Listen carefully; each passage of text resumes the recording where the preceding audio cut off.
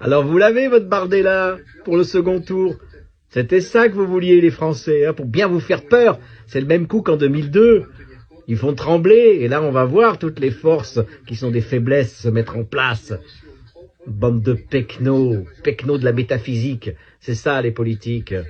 C'est ridicule, enfin.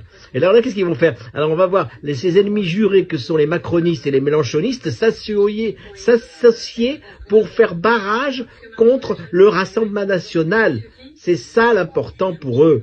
C'est d'empêcher le Rassemblement national d'accéder au pouvoir. Parce qu'il est aux portes du pouvoir, les portes du pouvoir. On imagine des énormes portes en fer avec des gravures. C'est horrible, une porte de pouvoir.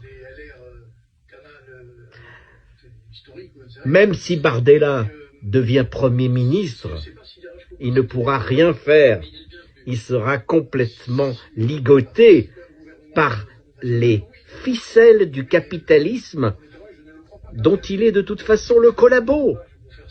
Alors que les racistes extrémistes de droite perdent leurs illusions dès maintenant, il ne fera pas une politique de fascisation ou de chartérisation des Arabes pour débarrasser les bons blancs qui en ont marre de voir des Arabes et des Noirs partout dans leurs rues. Il ne pourra pas le faire, je vous l'ai dit.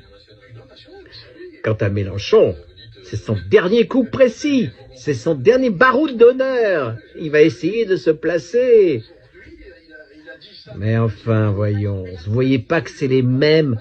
Il ne s'agit pas de choisir, c'est dos à dos, comme deux tortues qu'on mettrait carapace à carapace,